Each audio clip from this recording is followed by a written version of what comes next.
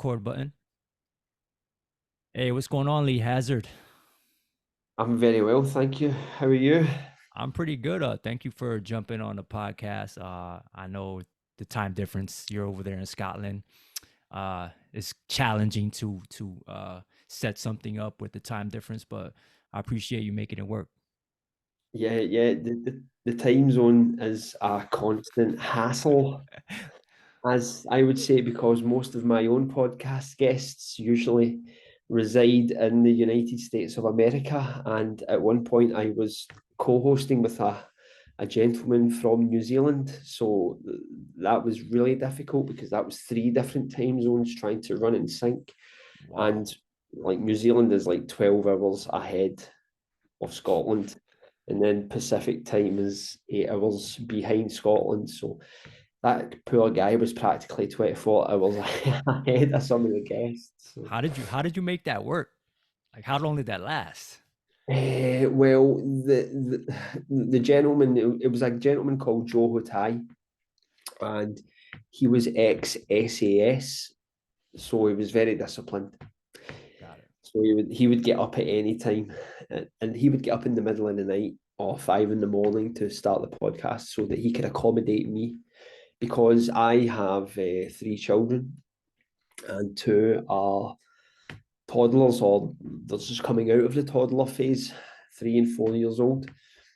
So I have to wait till they're in bed basically before I can like do any work because children are they're there constantly, and at that age you need to be watching them constantly. I bet. And so my window is limited, which you found out yourself when you asked me to come on this podcast. Yeah, and I have a 2-year-old. I definitely understand how it is. Yeah. How Um, so? How do you find the fatherhood experience? I mean, it's a challenge. I don't think you can ever get used to it. You're always gonna learn something new, and Yeah, you always question whether or not you're doing a good job. you yeah. know, Did you think that having like from a fitness perspective, do you think that children forced you to change your outlook with regards to how you trained, so to speak? I don't think so. But one thing I want to make sure she sees me training and Yeah, she sees my wife training, so she can take that in. yeah, And that's definitely something I want to ask you about too, like your training and your children watching you and all of that. yeah. But we'll get into that. I just want to get into like just your fitness journey overall. Like how were you introduced to fitness? I was introduced, right. So that's a really good question because it's a long story in some respects because it spans so many years, and it ties in with what you were talking about there, watching your parents or things like of that nature. And my first experience with fitness was watching my mother perform Jane Fonda workouts on a VHS recorder, and she would put them on at night, and I would join in with her. And if you ever remember those Jane Fonda Yeah. workouts, Yeah. it was just like a dance sequence. There was a lot of butt pulses and like really, really short movements and squats. It's something you don't see anymore. And for good reason, because it was shocking when you think of it. Yeah. But that was my first introduction to fitness. However, when I was 16, 15, and bear in mind I'm 45 years of age now, I purchased a weight bench, a York weight bench with a plastic barbell and the vinyl weights that had sand inside them. I remember those. Yeah, and I trained in my bedroom for about 3, 4 months solid, and I made really good gains. Actually, I was like, my mind was absolutely blown with the progress I made with this one book that I had purchased from a bodybuilding store, and it was a bodybuilding bro split. But then, because I was a teenager, other things came into play because it wasn't the same then as it was now. When I was growing up, there was a more hedonistic vibe. It was the 90s. Clubbing was becoming right in its peak. And I discovered techno music, house music, and my life went down that path. And you can only imagine what that path's like in the 90s. Yeah, and you did that forced you to, that kind of like made you veer away from like just an overall better lifestyle, like fitness wise and all that. Oh, absolutely, absolutely. Plus, I come from Scotland as well, where there's a big drinking culture, Hmm. and everyone drinks underage at some point. They get what we call in Scotland their first bevy. A bevy is alcohol, like when you all sit and drink beer or vodka. And you know, the younger you are, the more extreme you get with these things because you're experimenting. So I went down that path. However, one day I was in a friend's house when I was about 21, 22, and he had started going to the gym and we were having a laugh. And I was attacking him about the gym because obviously he had unearthed an insecurity in my part and I had to defend myself. And he pulled up his t-shirt and he had these rock hard abs and I was crushed. I was like, what the fuck? So the next day I joined the gym and ever since then I have trained consistently. So I mean, so do you want me to go into what I did from that point? And we'll Yeah, just take yeah. Obviously, you were in the gym, so the gym culture is different from what you post, right? yeah. Your body weight, burpees, conditioning stuff. But like, yeah, so let's get into that. Like, tell me how you evolved from when you first got that membership, and just over time, how you grew and evolved into basically what you do now is basically from what you show is just body weight Right. work for the most part. Okay.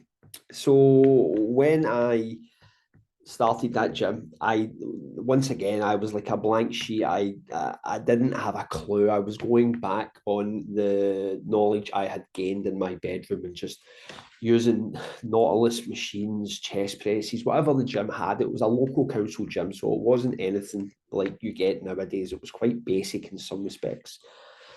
And once again, I got really good gains because I was young and I wasn't really affected by the oversaturation of information back then. Information was very scarce. You had to actively hunt down information. It was not at your fingertips because I had no access to the internet then. Like the internet was something that you seen in someone else's house and you managed to get a go on their computer for 10 minutes. It was novel. And I think that stood me in good stead because I just trained hard. And then one day I went to a gym that had free weights and I met a guy who I worked with. I was a postman at the time. I worked for the Royal Mail, which is the postal service in Scotland or the UK. And he got me onto the bench press. And I remember him putting like two 15 kilograms plates, one on each side. So I think that's round about £100 or £110 in American imperial or metric system or whatever you call it over there. Mhm. And it crushed me.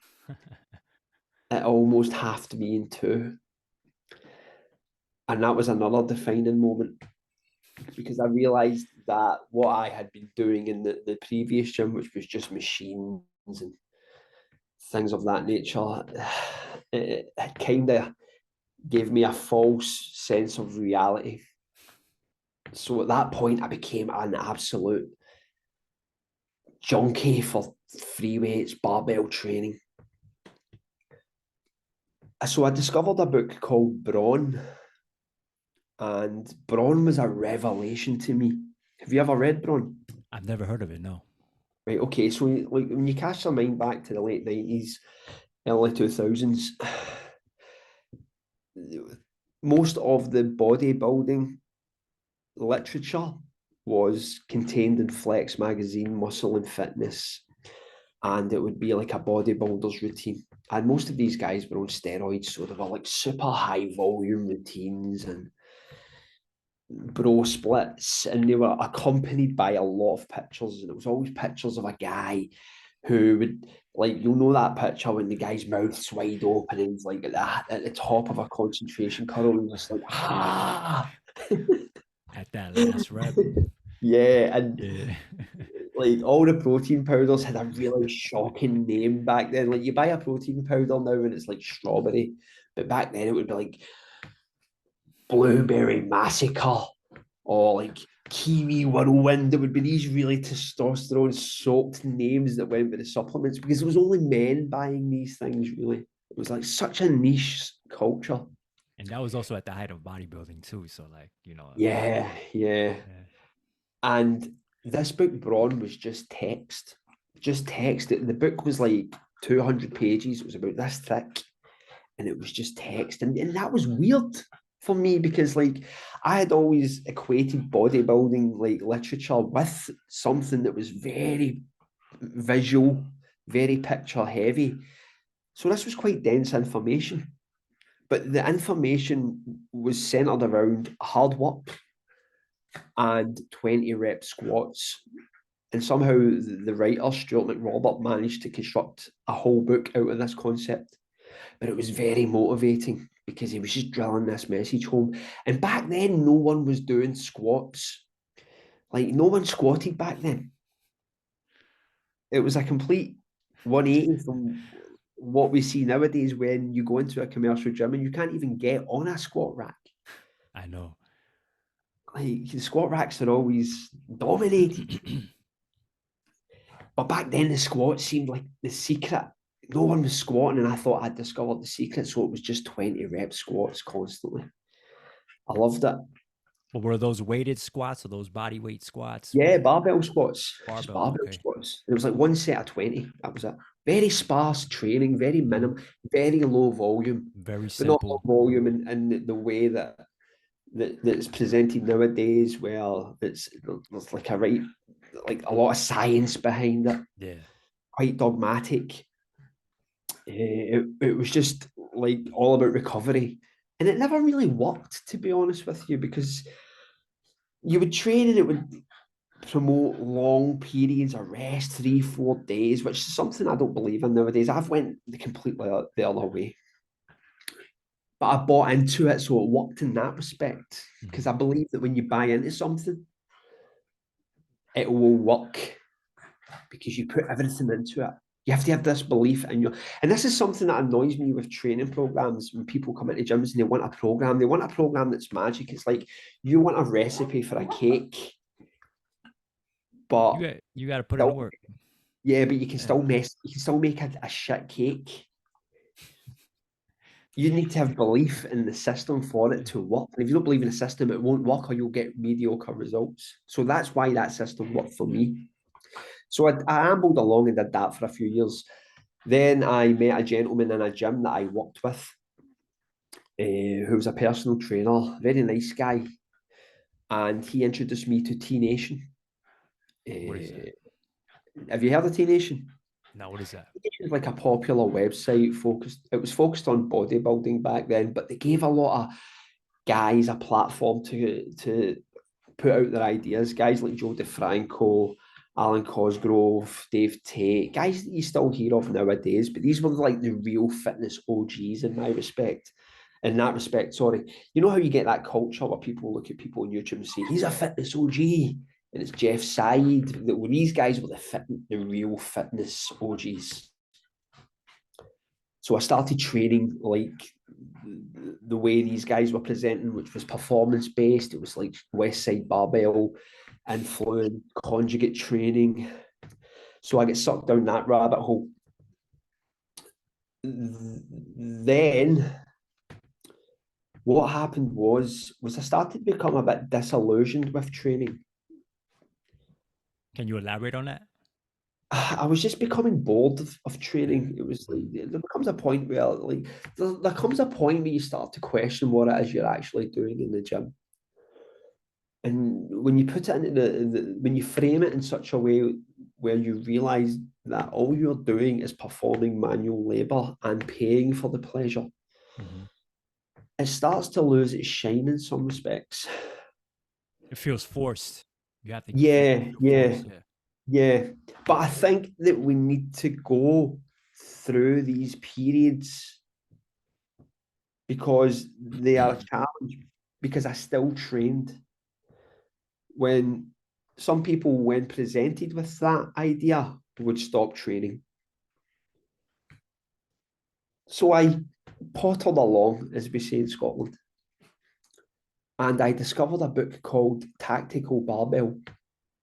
That one I heard of. Yeah. Tactical Barbell, without a doubt, is one of the best training books out there. It's a phenomenal book because it takes a complex subject and condenses it in such a simple form. And it's been a massive influence on me from that day to this day. It probably had one of the most profound effects on me because it was a book which focused on merging strength and conditioning together, but presenting it in a simplified manner. And it started to bring running and conditioning into play. So I went down that path and I was doing my tactical barbell. Then COVID hit and I didn't have access to a gym at all. And COVID was a crazy time, Yeah. Yeah. Tell me like about absolutely crazy. Like, it. I mean, can we speak about COVID on here? Talk about whatever you want, man. That was a crazy time. Yeah, I know Yeah. COVID's like one of those subjects that like can get people a strike on some social Yeah. media platforms. But Oh, like when you look back at COVID, right, you look back at the things that were happening during that time, right? Social distancing, for example. yeah. I mean, I don't know how it was in America, but Same thing over and here. okay, so you were walking down the street and you would see like two people walking towards you, and both of you would instinctively create a barrier and walk 8 feet. Yeah. Like just that alone is just, it blows my mind that we did these things, but we did them because we didn't know any better. Yeah. We weren't educated on it. Exactly. We were getting videos from China that had people like looking like they were dying in the street, people being stacked up bodies, and it was just crazy. So that affected me mentally in some respects. And because I had no access to the gym, I stopped training completely for about 6 months. I never did a thing. And at my age, when you're locked down and you don't do a thing, it hits fucking hard, man. It hits you in such a level physically that it opens your eyes. Yeah, well, around that time, a lot of people either they stop training and they hit a heightened level of depression and anxiety. You know, Yeah, yeah. I think the world's changed completely since COVID. I for think sure. society has changed. I think Mhm. that's a subject for a different podcast. That's a deeper subject. Oh yeah, yeah, for sure. Change a lot of lives, change a lot of lives and mentalities for sure. Yeah. Absolutely. But I started to see the shape I was getting in. I was starting to get quite chubby, as they say. The dad bod was starting to make its presence felt. And I thought, I need to get back into training. I need to get back into training. So I went online and I went back to T Nation and I started to contribute to the forums. And there was a gentleman who goes by the name of The Punisher, but he's also known as Jared Miller.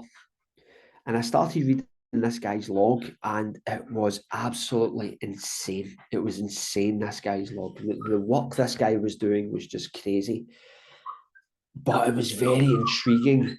He was breaking barriers that I had created in my head through all the years of training, overtraining, For sure. Hmm. like disregarding exercises. This guy was training 3 times a day, but he was doing burpees. And I had always seen the burpee as a stupid exercise. Like I hated the burpee. It just did not make sense to me.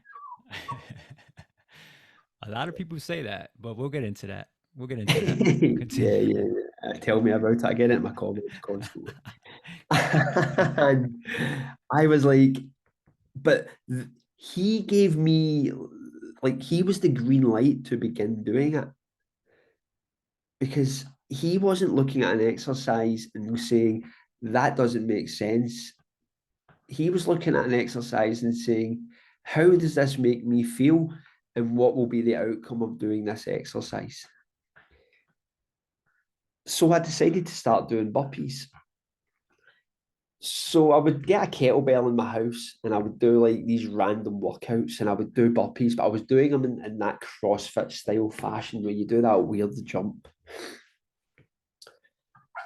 And then I went down a YouTube rabbit hole because I wanted to see, like, I just wanted to see if anyone else was doing burpees.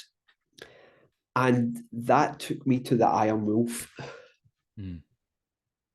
And when I discovered that, when I seen that Iron Wolf, his YouTube channel, that was probably the most profound moment I have ever had training.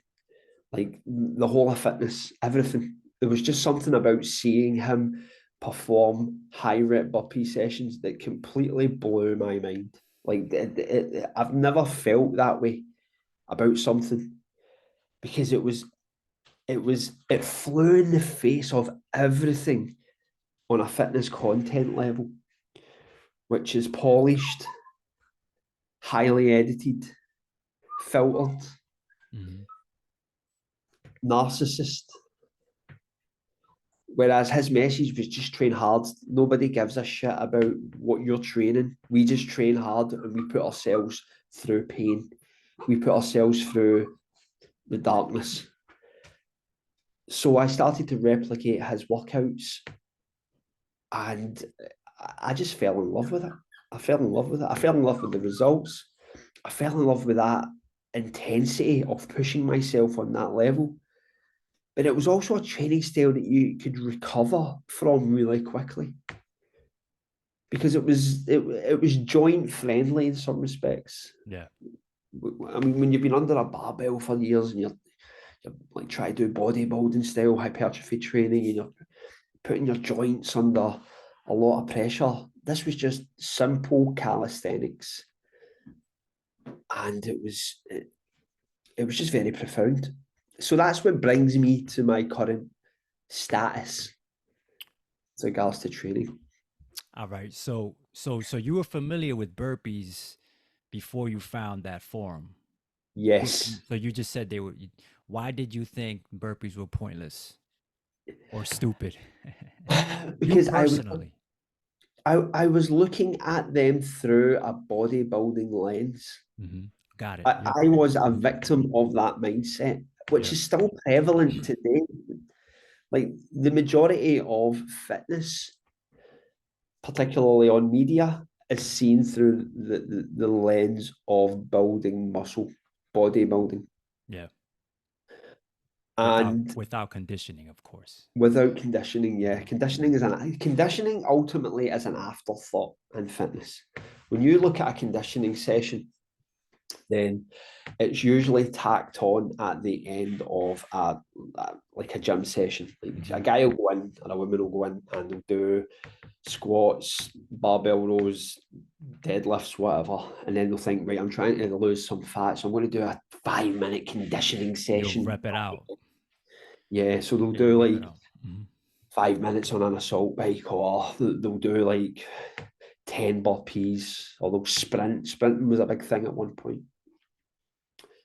But ultimately, conditioning is, so it should be the 50-minute session as opposed to the 10-minute session that's tacked on, because conditioning creates the environment for growth. Mm-hmm. The more highly conditioned someone is, particularly natural trainers, they provide the environment in which growth can occur. Did you ever watch the movie Full Metal Jacket? Of course, All plenty of right. time. So Millions of times. in that movie, they were doing burpees and I believe they were doing burpees in basic training and boot camp. And I don't know if you remember that scene, But that I was the don't actually. yeah, that was one of the first times I've seen the burpee in a movie, and especially an old movie. Yeah, Obviously, and the jumping style is more CrossFit, and then like the style that you do, most of us do is more prison style, right? Prison style burpees.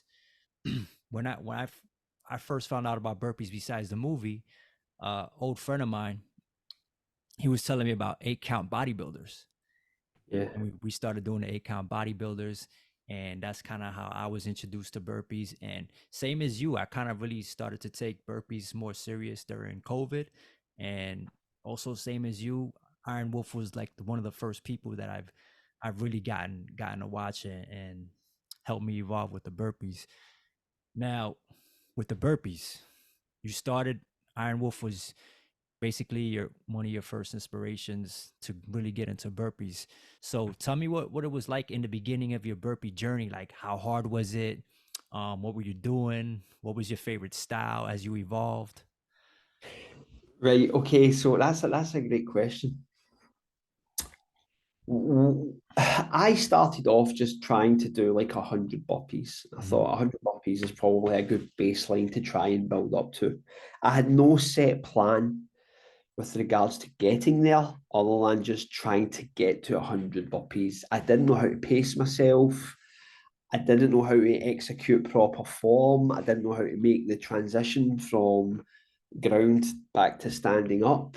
These were things that were ahead of the journey at that point. It was just getting used to that sensation of getting down the ground, doing a push up, and standing back up, which is something that a lot of people, particularly guys who will come onto my social media and comment, they need to get that round their heads. That instead of asking questions about how the burpee should be performed or how many they should do, they just have to start, because you always work it out yourself. And I'm probably going on a tangent here, Anthony, but that's like that goes back to what I said earlier with regards to when people get a fitness program, they expect the magic to happen. When you embark on a fitness program or a training style, you need to just make that first move and be aware of the fact that you are going to fuck it up Mhm. a lot in the beginning. Like there's no optimal when it comes to this style of training. Your burpees will look like shit. Like you'll look like a cat that's been thrown in a bath for the most part. You might be gassed after 10 reps. Yeah, you'll be Yeah. blowing out Uh-huh. every Yep. hole in your body. Absolutely every hole in your body. Yep. And you need to just get used to that sensation alone. But what tends to happen is that when you become familiar with something, then you seek knowledge on that thing. For sure. And when you access the knowledge, you are coming from a place of experience, which means that the knowledge is far easier to digest. I mean, you'll have did that yourself. You read a book, but you don't really get the book. You don't really understand the points that are being put across. But you discover something in life and you want to learn more about it. So you buy the book and it starts to make sense. So you just need to throw yourself into the process, because you will go down the rabbit hole, which is what I did. So I would do those 100 burpees, and then I would start watching the Iron Wolf, and I would try and replicate his routines. And I always remember the first Iron Wolf routine I tried to replicate was, it was a time saver workout that he had created, which was 5 minutes of one pump burpees with a squat chaser. Then from 5 to 10 minutes, it would be two pump with a two squat chaser. 10 to 15 minutes, 3 minutes, and every 5 minutes it would go up until the half-hour mark where you're doing a six pump with a six squat chaser. And I think I managed to get to 15 minutes and I was on my back. I was like, you know, when you turn a beetle round and you put it on its back and its legs are just moving. That's That's what I, impressive. yeah, that's what I looked like. But it gave me something to work for. Mhm. Yeah. because there really is no like limit, right? Like if you're say I want to bench press my body weight, I want to squat twice. With burpees, you can do 300 three pumps, and that's like what 900 push-ups. Like it's crazy. There really is no limit. It also it just depends on how long do you want to work out for. You're like, Yeah, or yeah, how much time absolutely. do you have? It's like, Yeah, the numbers astound you. The yeah. numbers astound you. And I do fitness classes. Like I'm a fitness instructor. Hmm. So I take people for fitness classes, and I do a lot of this style of training with people. Like I'll break it down. I won't do anything as heavy as I do myself. I used to at the start, but I noticed it wasn't getting a good reception because it was just too fucking hard, too hard. But at the end of the session, I'll tally up the numbers. So we've done 50 burpees, we've did 50 sit-ups, we've did 50 squats, we've did 50 lunges, we've done 50 inverted rows. So we've done 300 reps, and people are like, "Wow, like I did 300." You're like, yeah, you can do Yeah. it once if you program it correctly. If you sequence it in such a way so that the reps are not too taxing, they start to accumulate over time and become quite gruesome.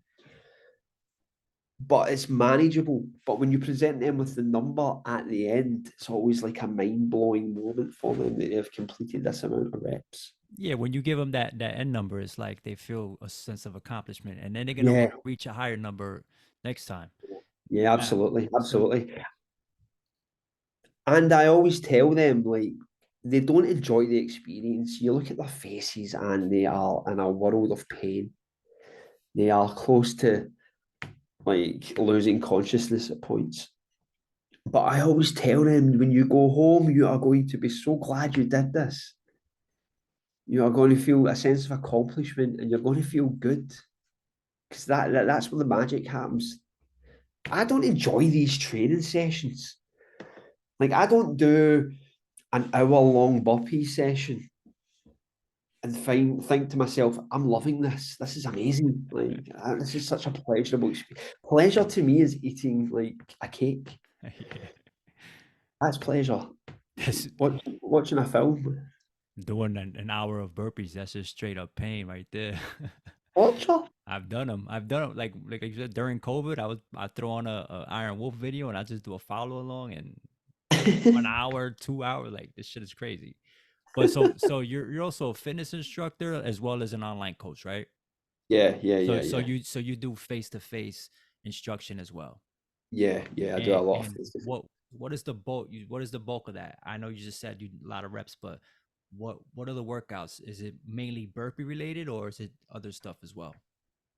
It depends on how I feel during the day. Like I don't program.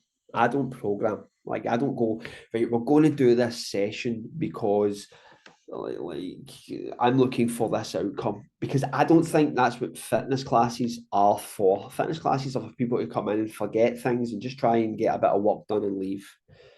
Because you can't determine an outcome in a fitness class unless it's like in a CrossFit gym or something where there's like a degree of structure and the same people are coming back to see the same coaches. Like I work in a gym, so there's different staff on at different points. So the classes can change wildly. My ethos is just give them a workout, make sure they leave feeling that they've had a rather intense workout.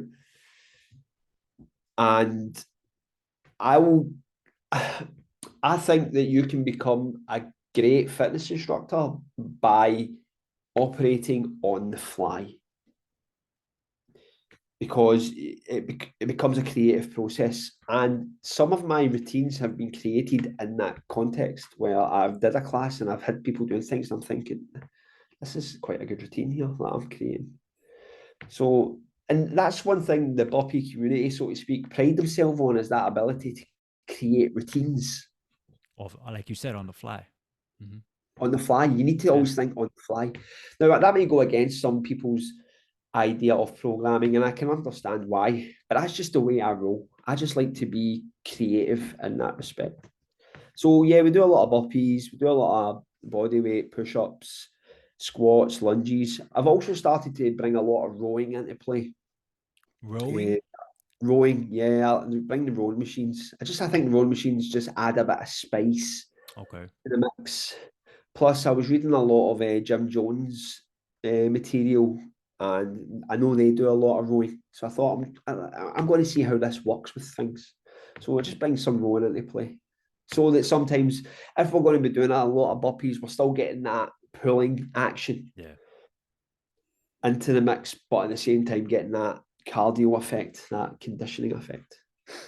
What does your training session consist of? Is it consist of? I know you said you just go off the fly, but do you introduce, or do you have like a lot of pulling movements in your routine, your hour routine, or whatever that, however you do Yeah, a lot of my routines now are it? like the class. They're just created on the fly because I've become a big fan.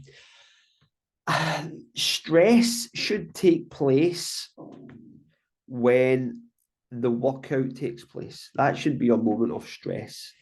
And when you are performing this style of training, the idea that you are going to do one of these high rep workouts alone can create stress. For sure. So you're going into the workout stressed, knowing that you have this target, which is something I did for years, and that's a good approach because that calluses the mind in that respect. But there comes a point where you are calloused, you know what to expect. So you want to take that element out and make sure that the stress is only occurring during the workout. Therefore, you go into the workout blind and you just start with a 6 count burpee and you see where that takes you. But I don't like to do a routine without doing chin ups because I do like to balance out the burpees. And I think this is a big mistake a lot of burpee guys make where they just focus on the burpee. Now, because of the nature of my content, I think a lot of people think all I do is burpees. And to a degree, I only use burpees as a tool on that social media level because that is my niche. But my training is balanced. I always do squats. I always do pull ups. And I think that's my bodybuilding hypertrophy training mentality kicking into play there. I just like to make sure that I'm hitting the 3 movement patterns. And I'm also mindful as I get older of overuse injuries, which I've noticed have started to creep in as I have hit those mid 40s. You mentioned, I know you mentioned in one of your videos about, like you said, just overuse and injuries, and you said you mentioned like, I think something for the wrist Yeah, wraps or something for when you're doing yeah, burpees yeah, because yeah. the wrists take a beating. Yeah, I see a lot of guys and they're doing burpees and they don't wear wrist wraps. And if you don't want to wear wrist wraps, then Yeah. fair enough. Like I'm not going to tell people they need to wear wrist wraps. But I've always had wrist issues, like from training over the years, Yeah. and the wrist is so important when we do burpees. It's so important because it's the most vulnerable joint during a high rep burpee session. That amount of pressure you're placing in your hands repeatedly, Yeah, that for wrist sure. flexion. So you want to make sure that that joint is highly protected. So wrist wraps are a must as far as I am concerned. And when I look at it, there's some burpees I don't. That's not that I don't agree with them. I just don't see the benefits of them because there's a lot of flashy burpees out there. Which ones, like Like name the name a ones where couple? the guys. Sorry. Yeah, name a couple for I don't know the names of them. I don't think they've any, but you'll see them. It's the ones where people fly into the sky and oh, they push the themselves. show bullshit. Yeah, the show stuff. Yeah, there's a showboat element, but Yeah. I can see why, like I can see why it's out there because it attracts eyeballs to the Oh product. yeah. But I What's don't see the validity of the yeah. movement. What's the carryover over time? Is that a longevity? That's what I'm saying. Like, we, I don't. I mean, it's obviously it would probably develop explosive power, but there are safer means of yeah, achieving that, which aren't going. I mean, when you're flying and landing on those wrists, that you're going to come a cropper, and I know people are not performing that in a workout, like 100 flying Yeah. burpees or something like that. It would just that's a recipe for disaster in my book. If you can do it, go for it. You ever see the guys like just throwing themselves on the ground on their forearms and doing all this crazy stuff and just like Oh yeah, I see it. It's just like it's like a dance routine on the floor. yeah, It I reminds mean, me of. but like you Do you said, it's to remember? attract. It's to attract eyes. You know what I'm saying? Yeah. Just it's like, what Do you about remember weights? the Michael Go ahead. Jackson video? The way you Which make one? me, the way you make me feel. What I know the video, but I don't remember like. Are you what's the specific scene or? Yeah, but like you remember when Michael Jackson, the dancers would go on the floor and they would start banging the floor with their hands. That's what And they're they look, doing. That's yeah, how that that's what was it looks like to that me. was the origin of the exercise right there. What about weights? Are you into weights at all these days? Yes, I am into weights. I try and do weights whenever I can, which is quite limited, but I try and get 3 sessions a week whenever weights become accessible to me. And I just keep it simple. I train a full body workout, probably about 4 or 5 exercises, 3 sets. Just keep the reps at a certain range and just work within that range, become acclimatized to the weights before moving up. It's the weights is the boring training. Mhm. Weights is incredibly boring. It's such a boring, like, I don't get it. I do it. I will always do it because it goes deeper than what's actually happening. Mhm. But it's just manual labor. It's literally just moving a weight from A to B. So it's the idea of going into a gym and like lifting weights is brilliant. It's like I'm going to go lift some fucking weights, man. I'm going to smash it. And then you're in there doing your first bench press and you're like, I'm fucking bored. Like I'm Yeah. bored. Yeah. I'm just moving away from A to B here. Gym coaching can get very boring. There's the basic straight exercises, or the simple bench press, deadlift, whatever, just the simple ones. But it's always good to keep those in the rotation from time to time. Yeah, Um, yeah. Gym culture. I don't connect with gym culture anymore. yeah, I haven't been in a gym in in a while. Yeah, I mean, because I work in a gym, I see things, but sometimes I'll go Yeah, to another gym if I can get access, and I just find them quite infuriating experiences. I think there's a tension in gyms nowadays. there's a lot of ego. Yeah, yeah, there's a lot of the Hmm. ego is off the chain. The Yeah, ego, it's yeah. ridiculous, the ego. But I just think like when you go into a gym, it's like there's fucking tripods everywhere. You're Hmm. trying to like navigate this environment where you're not in someone's TikTok video. You've got people that like if you're on a machine and they want to use the machine, they won't come in and go. Like years ago, when someone was working in a machine, people would come and say, "Have you got any sets left?" Yeah, I've got 2 sets left. Do you mind if I walk in with you? Of course, not a problem, not a problem. But now there's like, I think, and I'm probably going to go quite deep here and probably make a few broad sweeping statements which might get me into trouble, right? But I think like the younger generation coming up, there's a lot more social awkwardness at play. Like I notice it with the younger kids, they don't really like they don't have that balls in us anymore. When I was growing up, like kids, they gave you shit back, but they don't do it anymore. They're very subdued. It's like they Hmm. don't want to stand out in a crowd. Yeah. There's a very generic vibe to youth nowadays.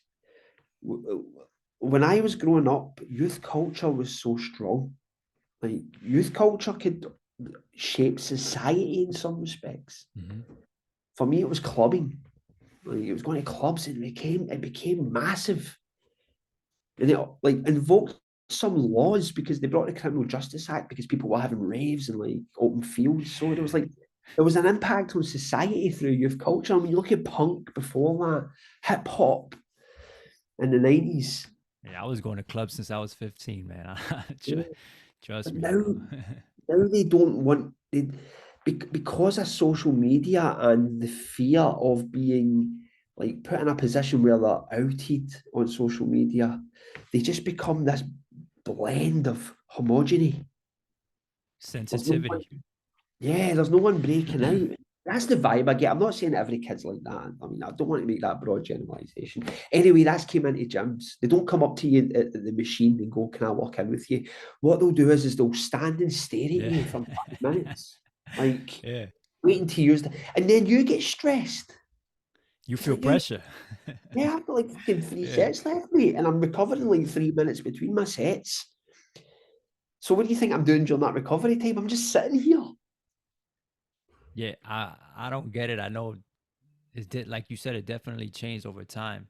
And especially like like you said, there's a tripod everywhere, right? Everyone Yeah, wants to create content. And since you brought up the content creation, that's something I also wanted to talk about as well, because yeah. you're a content creator, you have your YouTube channel, you have your social media. Um, so what is that like, creating content? Like, tell me a little bit about it, and what does it consist of? I know the Instagram. What about the YouTube? Is it strictly burpee related, or? Right. This is a really good question. I don't know where I'm going to go with this. I'm probably not going to give the answer that people want to hear. I'm going to be real and honest here. Okay, I'm going to be totally real here.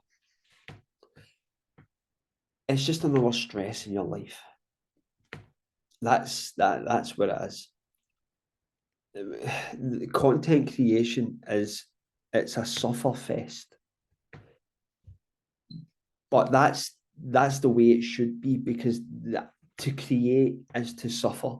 Like, no one writes a book and enjoys writing the fucking book. They're not sitting writing the book going, "This is great, I'm loving just typing words on the screen here. I'm just having so much fun." Yeah. It's stressful. You're having to create. You're having to like think, are people going to like this? Are Yeah. people going to relate to this?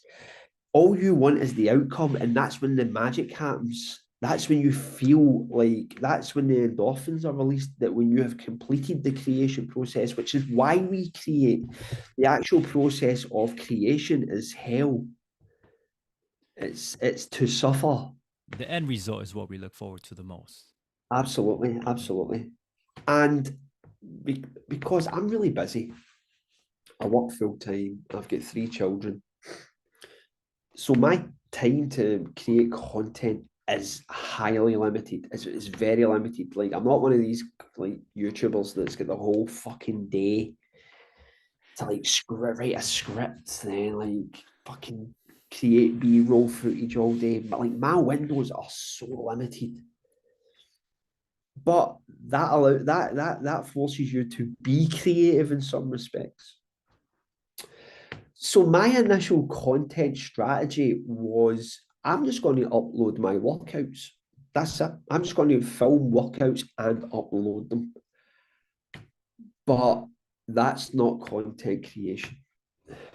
That is a workout log just put onto YouTube. And this is where a lot of burpee guys fall short, in my opinion, because there's lots of guys with burpee channels out there. And there's lots of guys that they should be getting a lot more viewers and eyeballs on their product, but they don't, because there is no product. It's just them working out. And they become addicted to the idea that they need to upload all their videos on YouTube in the hope that one goes viral, but it's never going to happen, because no one is going to watch a 30-minute burpee routine anymore, because it's boring. It's very boring. The only guy who will get away with that nowadays is Diane Wolf, and that's because he was the originator. He's got that following who hang off his Yeah. workouts, to need those workouts. And plus, he's a leader of the pack, so Yeah. people will gravitate towards him. But anything else is an imitation in that respect. Because why go to another guy's burpee routine when you've got the Iron Wolf? Yeah. Because You Iron use. Wolf is the best programs. His routines are phenomenal. Yeah. And he throws weights in there, kettlebell stuff, weighted vests, stuff like that, Yeah, you know? yeah. Plus, he's the antithesis of fitness influencer. That's what attracted me initially to the Iron Wolf, was the fact that he was completely different from the fitness influencers which you were being bombarded with. No cookie cutter bullshit. No Yeah. cookie cut bullshit, no fluff. Yeah. So over time, I realized that I had to change my strategy because I wasn't really gaining traction by just filming workout routines. So I decided to start exploring the burpee, start exploring fitness concepts related to the burpee and trying to present it in that style. And that's the path I've decided to take. So I don't really film routines anymore. The only routines I film now are geared towards beginners because that's the only people who need help. Like a guy like Jim Gastra or a guy like, I don't know, Busy Dad, they're not going to watch my videos Just because they, everyday 9 to 5 people. Yeah. yeah. These are the guys who need help. So my strategy is to help these people, the beginner. And they're the ones that will actually watch the video and give it the views and maybe even comment, Yeah, before and after the workout. Now, yeah, I have this question. I was listening to your podcast, your episode with Alex Leonidas. You had mentioned you had a good question. You asked him a good question, but I wanted to take something away from that yeah, and I to turn it into my own question. Content yeah. creation. Does it take the fun out of training or out of burpees or just being creative? Does it take the fun away from training?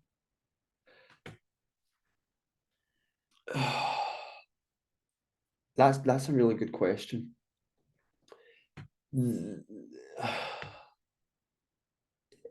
It creates it turns it into work in some respects. Yeah. So I'd imagine in that level that yes, it does take a degree of fun out of the process because when you look at it through a work lens, then you're going to start to like create some contempt for the process because it's not enjoyable. But it's tempered by the fact that you know you're helping people. Because I get messages like one thing that blows my mind is the messages that I receive from around the world. Like I will get a message from someone and I'll reply to it.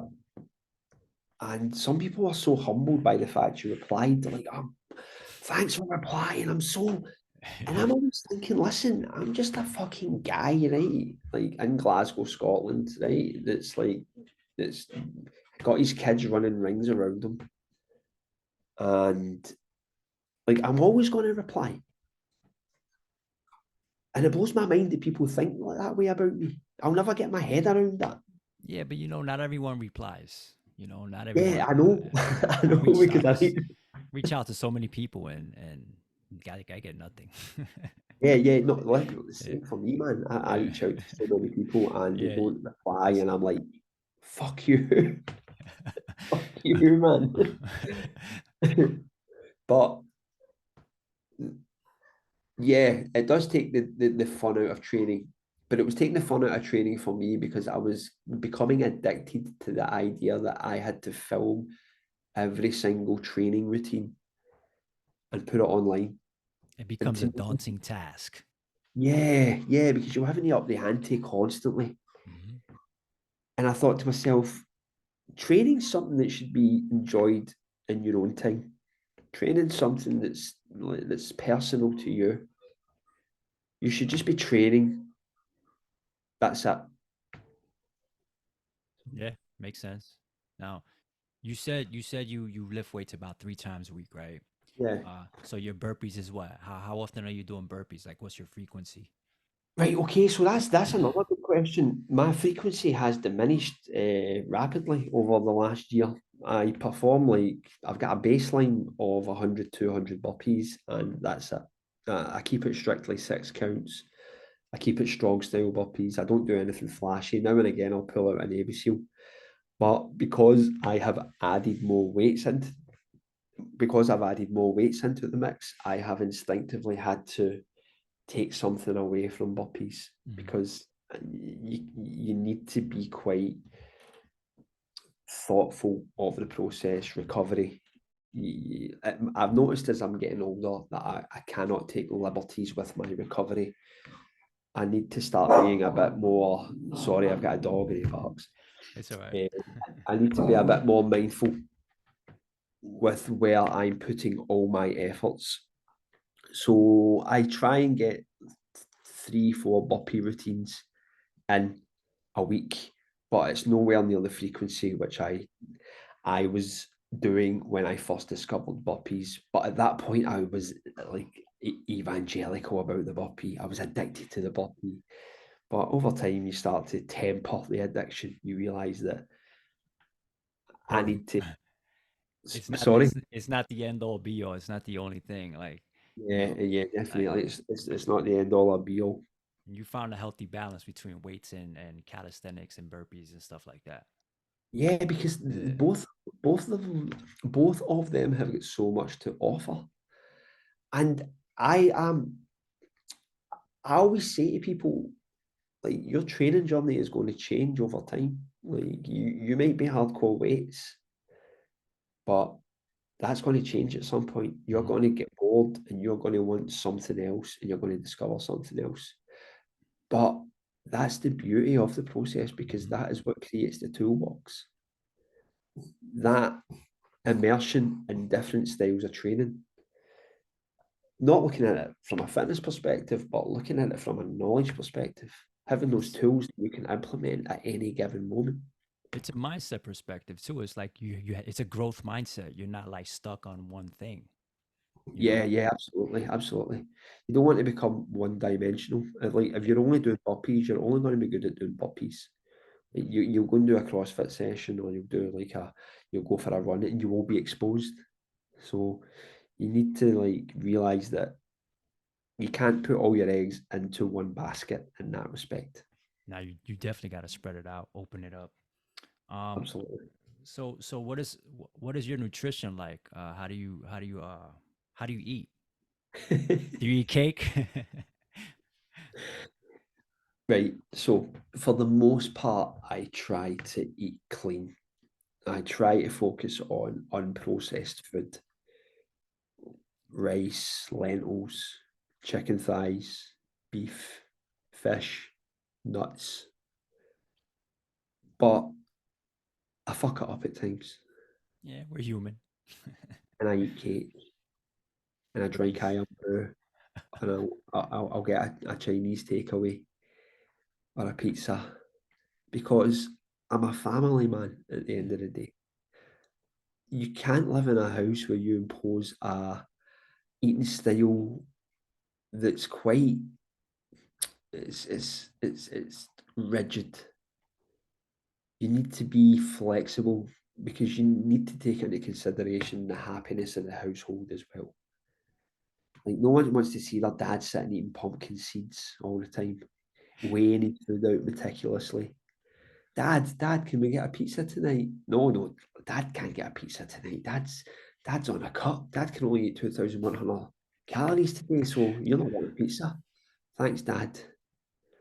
Like that's not going to happen. So you need to be mindful of that. So for the most part, yes, it's nutritious, but yeah, I fall off the wagon at times, and I don't give a shit. I don't give Yeah, I a mean, when you have such a strict eating habit or eating lifestyle or diet, it creates a sense of stress and anxiety. I don't know if and it messes up your relationship with food. as you get older in life, as your responsibilities grow, as children come into your life, as you get married, your job is to take away the stress from your life because stress kills. Stress kills people. Literally. Absolutely. It takes them out. Weighing your food out is stressful. Having to prepare your meals for the week is stressful. It sucks. Having to stick to something so rigidly is hmm stressful. Now, that's not to say it's not successful. It's rewarding. hmm It's rewarding, but hmm aided by your life situation. And you need to be mindful of the others or the people in your family. I mean, I see these influencers and like they're feeding them kids fucking pumpkin seeds. I'm just looking, going, oh, fuck. I'm looking at them thinking, see when your kid's about 15, man, he is going to binge hard on fucking sweets, man. Like, denied So access. You know what's crazy about that? My daughter, she loves nuts and seeds and Yeah, fruit, but that's not forced. She just sees it and she just prefers that. But yeah, we yeah, don't like yeah, impose it on her, you know? yeah, yeah, yeah. Oh, well, don't get me wrong. My kids love Yeah, fruit. yeah, Like my kids love kiwis. They love vegetables. My son loves vegetables, but I like a wee sweetie now and again as well. yeah. Keep I'm not. keep an open mind. Yeah. Yeah, I'm not going to deny them the player. Listen, I was brought up. See, when I think of the food that I was brought up on, it's fucking insane. It's Hot absolutely insane. hot pockets and bagel bites. Like Chips. my dad would always have a fucking like we have a thing called a Scotch pie, and it's like reconstituted meat, right? Wow. You can tell the beef's been blown off a cow's scrotum with a high pressured hose into a pie. But my That's dad crazy. ate that shit. My dad ate that shit like it was going out of fashion, man. And he used to feed us it. Like it's fucking like nowadays it's just like you need to eat this, you need to eat that. And that creates stress as well because like when It you went back does. to what you were saying earlier, like about parenting, you're always thinking, did I do a good job? Yo, that's Yo, so let's get to the, I mean, you spoke about family, like, so with your training and your 9 to 5 and being a parent, how do you balance all of that? Because it's hard. Like, listen, it's the hardest job in the world. Yes. Being, It's the yeah. hardest job in the world. But I don't have a system. I do not have a system, and that's probably to my detriment. But I make it work for some reason. I just snatch the minutes that I have, and I get to work on a creative level. Like the Instagram stuff that you'll see is literally created in 5 minutes in my back garden when I have time. Set up a tripod, bang a couple of burpees out, put it in an editor, fire it out there. Like, because that's the only time I've got. The content I will do, like I'll be in work, I'll be coming up with ideas, I'll have an idea in my head, but I don't script my videos. I literally talk piece to camera and just let it flow and just chop it up once the product's finished. And that's something I've learned about because when you look at my earlier videos, they were just me rambling. There was a lot of oohs and ahs, but you start to learn the technical aspect because that's ultimately where all the work's done. When you're creating, it's technical. It's not creative. The creative stuff is thought up. Yeah. A couple of minutes, the editing, the fucking like the try to figure out where to film things. That's the bit you never anticipate. But I always like to look at it through the lens of I'm learning a skill by doing this. And that's something that I can take down the road with me at Hmm. some point. Definitely. So I mean, how do you find the content creation process? I I'm not a fan. Like that's why I asked you if you think it takes the fun out of it because for me I feel like you said it feels like work. You know, you have to put your phone down. You have to set it. You have to get the right angle and you get your sets in or your entire workout in and then you're not really for me I like to have an intention when I'm working out, right? Yeah, So if the camera's there, you're not necessarily really setting that mind muscle intention because you're so focused on that camera and that getting that right angle and make sure your form looks good before you put it out there, you know? That's my opinion on it.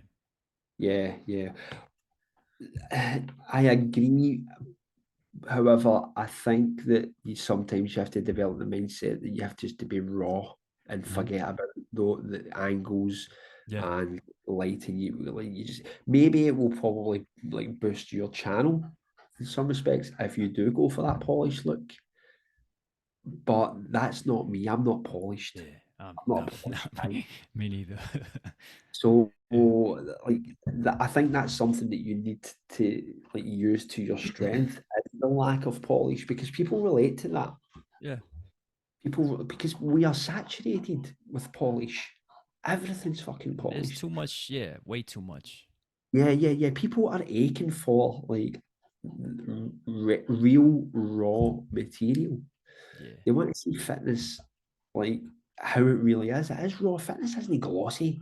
Like doing 100 burpees and like leaving a river of sweat. There's nothing glossy about that. But yet you've got these gym bros and you know they're in the toilet flexing hard. They take about 4,000 fucking photographs. With their spaghetti string tanks. And the time it took to select that photograph out of 4,000, they could have Yeah. probably done a 10-minute fucking YouTube video that would have Yeah. made them money. I But I know I normally prop the camera at the last set.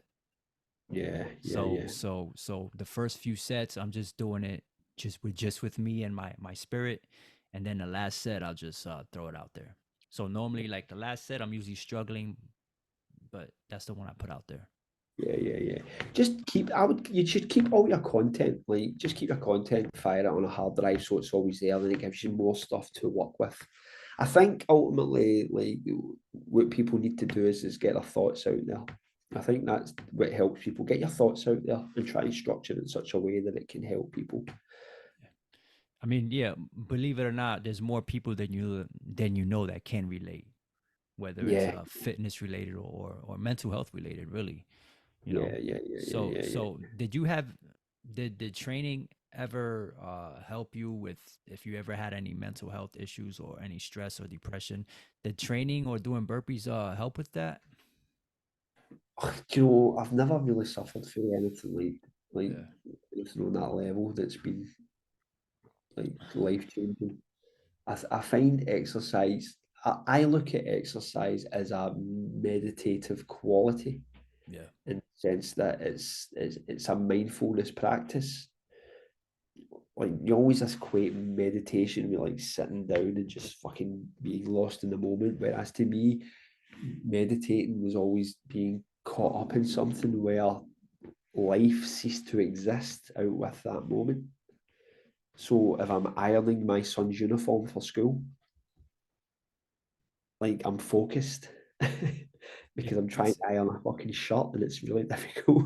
Believe it or not, it's like washing dishes. That's a fucking meditative moment. Yeah, Yeah. exactly. That's what I mean. You're washing dishes and you're like, yeah, Yeah. you're sweating You away. zone Like out. You zone you out. zone out. Anything that Yeah. makes you zone out, and that is a good burpee session where you're focused on the counts is going to zone you down. It's going to zone you down hard. So I think like the thing about mental health for me is that I think it's a subject that I don't like to go near because I I don't have any knowledge on it other than how I feel on Yeah. anything.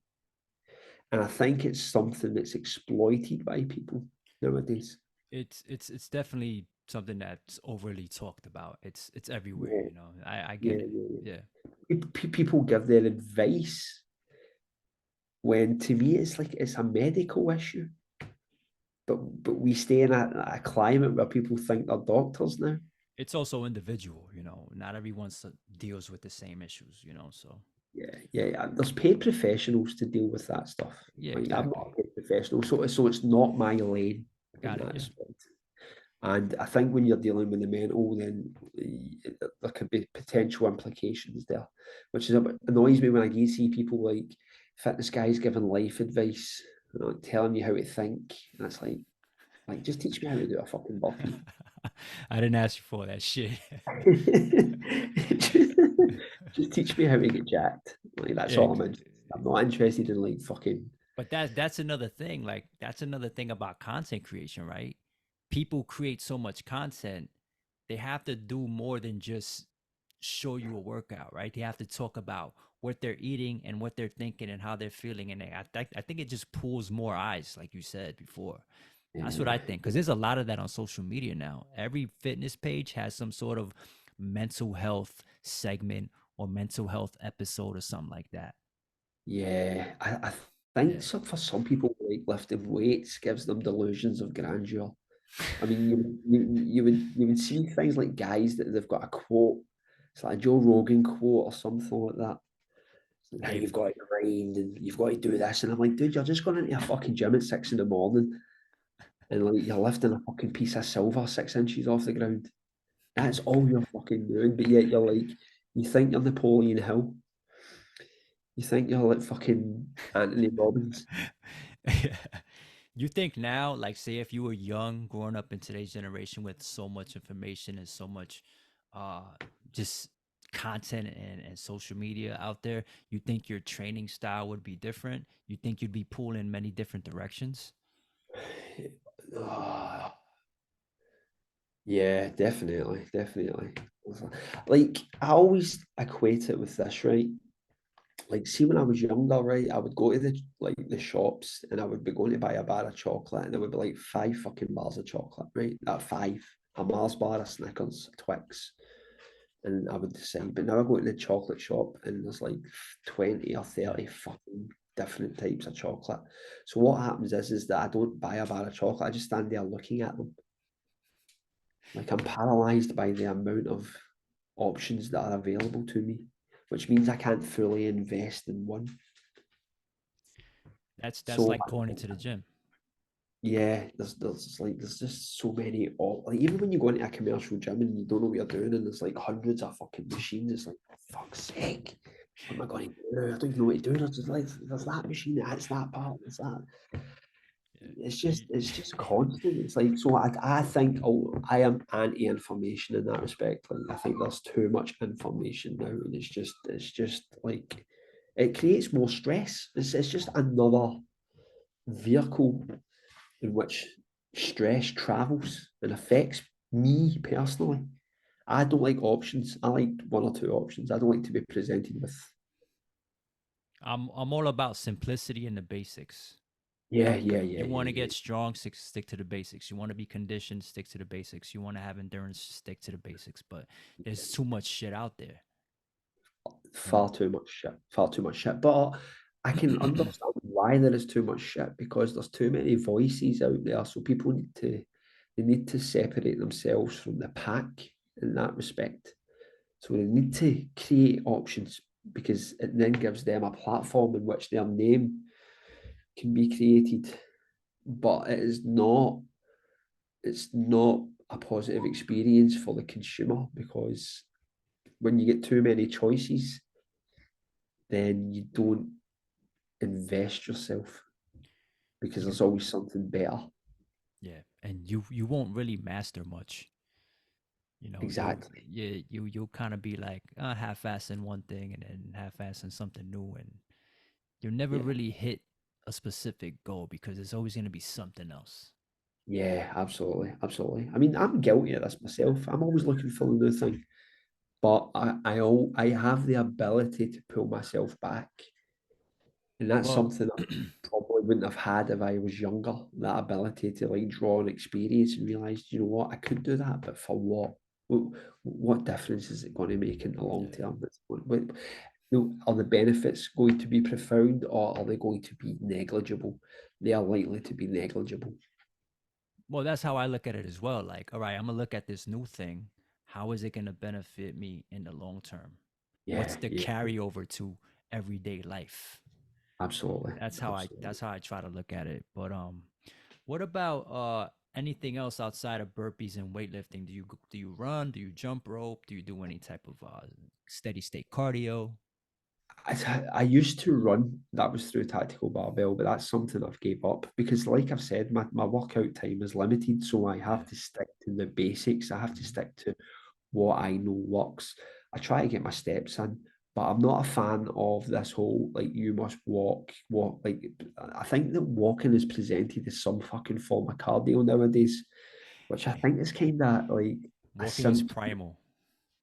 Yeah, it's like, yeah, you need to go like I walk for my cardio, and I'm like, what? That's what you do. Like, is that fucking cardio now? Like, next they'll be telling us that blinking's cardio. Yeah, just blink. Taking a shit is Going through cardio. blinking. Yeah, so no, I don't really do much anymore, because I don't have time, because like Yeah, like we've already nah, I spoke get about it, this, man. Three juggling, kids, juggling, full three time kids, job. Yeah, content creation. I'm yes. a YouTuber, mate. I'm a YouTuber. You're spread pretty thin already. Yeah, I get it. Fucking spread like butter, mate, Uh, like butter. I know you have your you have a burpees for beginners book, right? Yeah. Uh, but what advice would you give to someone who wants to get into the burpee game? Right, okay. So what I would suggest is they obviously just start doing burpees, but they need to identify their limitations within a burpee. What are their limitations? Are their limitations getting down the ground and getting back up? Then start to focus on things like squats, develop that ability in the lower body, that conditioning effect, that strength. Is there what's the word I'm looking for? Like, can they do a push up? No, well, learn to do a fucking push up, figure out push up progressions because the push up is the most important part of the burpee.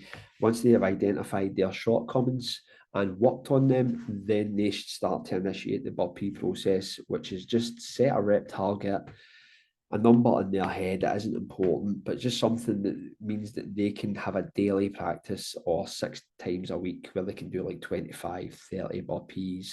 And once those numbers become manageable or even easier, then they start to add reps on.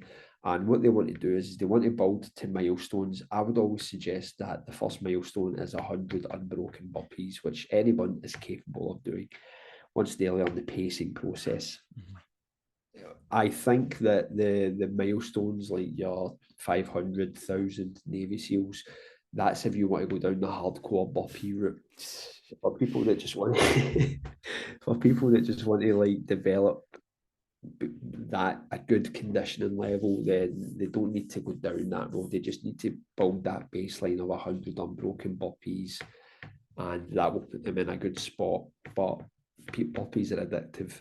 Once people get that 100 unbroken, they like to go and say, right, I'm going to do 500, I'm going to do 1,000. So yeah, it's just a soft approach, but it just goes back to what I mentioned earlier. Just start doing burpees. 4 count burpees are a good introduction. You don't have to do a push up. They still work you quite hard, particularly the lower body. I find they get the heart rate up. They also get people into that mindset of navigating the darkness that is created through the burpee process. And once they can become acquainted with that pain, then it will give them the confidence to take it up a notch. But the biggest takeaway would be like just pace yourself and take your time, right? Stop, don't try Yeah, to beat yeah, the clock. Just do what you yeah, can. yeah, yeah. Like I mean, like I mentioned earlier, it's your burpees are going to look like shit at the beginning. I mean, if you look at my earlier videos on YouTube, my burpees were a mess. My transitions were all over the place. My push-ups were shallow. But that's good. That's good because we want that journey. We do not want to like. No one wants to see the guy who starts a fitness journey and they are crushing it from the beginning. That's like watching the Rocky movies. Like at the end, like we don't want to see the Rocky. We don't want to see Rocky win the fight at the start of the movie. We want to see Rocky be shit. We want to see Rocky train hard. Then we want to see Rocky take on Clubber Lang and defeat him. And that's what your fitness journey should look like. Your fitness journey should be a Rocky movie. Yeah, people relate to growth and struggle. Yeah, So yeah. yeah, Stories, human beings are intertwined with the story process. We've yeah, been told stories from the dawn of man. So they it's love to something we can. they love to see the beginning, Yeah, yeah, leading yeah, yeah, yeah. People, leading people to. need to embrace. Like, sorry, people need to embrace being shit at the start. They need to embrace that because they need to have reference point to look back to and Definitely. go, Yeah. do you remember when I started doing burpees? Jesus, I looked like I was having like sex with the floor. But look at me now, I'm like fucking the burpee king or something like that. Do you follow, I think his Instagram handle is the real Burpees King. He's Yeah, from yeah, I follow him. California. Yeah. Yeah, I, yeah, I I follow him. I think he's like more of a mentor to Iron Wolf. I think that's where he kind of like got into his burpee journey. I think, I'm not sure. Yeah, I don't know the story. I think Mm. I, no, I think the story because I had Iron Wolf on my podcast, and I think got his burpees through doing 8 count bodybuilders in the army. Mm. I think that's where his burpee journey began. Real burpee kings, burpees are like they're poetic. Yeah, yeah. He's his transition from the floor to standing is, I don't know how he does it. It's It's beautiful. it's pretty He glides. it's smooth. Yeah. It's there's only one burpee king. That's the only burpee. You'll never see another burpee like that. No one will get that hang time as they bring the legs from under their Yeah. body back to standing Yeah. up position. I don't know how Yeah. he does it. It's fluid. It's pretty fluid. Yeah, and I respect it. I actually I've reached tried out it. to him. I reached out to him. He never got back to me. Yeah, but anyway, this was fun. I mean, I think we had a lot of information. I really appreciate your time. Um tell the people where they can find you. Okay, you can find me on YouTube where I operate under the name as Strong and Conditioned. You can also find me on Instagram where I operate under the same moniker. That's pretty much where I devote most of my content. I've got a book out on Amazon. If you just type in Lee Hazard, you'll find it. That's it. That's where you'll find me. But yeah, I've really enjoyed the chat. Good Yeah, podcast. it was definitely a good time. Maybe I'll be in Scotland one day. We just get in some burpees or something, man. You never know. You look me up when you come to Scotland, man. You look me up, and I will take you to the gym, and I will put you through the ringer, so to Oh, speak. hell yeah. That's what I want. Hey, man. Lee, this was great. I really appreciate it. Thank you for your time.